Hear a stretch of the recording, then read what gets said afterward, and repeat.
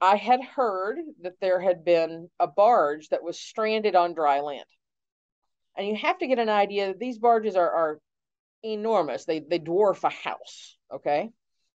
And what had happened was that a few years ago, a levee had broken in southern Illinois, and two huge barges floated into a field by a house, and then the water went down. And they're still sitting there in this farmer's field by his house. And you come around a bend of the highway, and there they are, like giant skyscrapers sticking up in the air in rural farmland in Illinois. And was able to talk with the farmer's wife, who had said what had happened. And they decided, since these barges were taking up so much of their usable farmland, that they were going to charge the barge company rent, daily rent, because it was trespassing on their field. And the barge company came out and they looked at different ways of refloating it. At first, they thought, well, the water will come back up again. That didn't happen.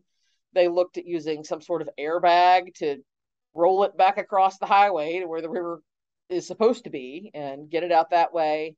They looked at the cost of disassembling it. Finally, the rent had accumulated so much that they just signed over the barges to the farmer. I said, okay, what do you do now? Because you've got the same problem getting it out.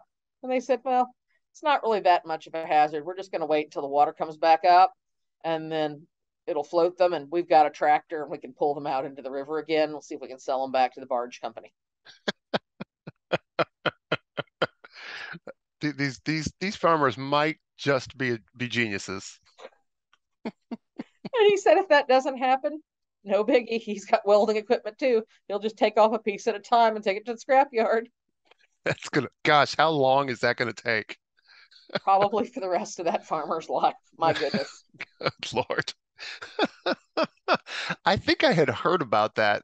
Not all the details you provided, but I think I had heard about barge that was carried by some floodwaters or whatever out into a field in southern Illinois, and they were was just still there. We could, cause yeah, we don't have the anything to do, we don't have trailers that can just pick up a barge and move it, do we?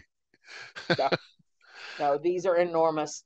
I forget what the figures are, but I've seen them a few times now that talked about one barge can hold the equivalent of something like, gee, it might have been 18 rail cars and a locomotive and however many hundreds of trucks that it is.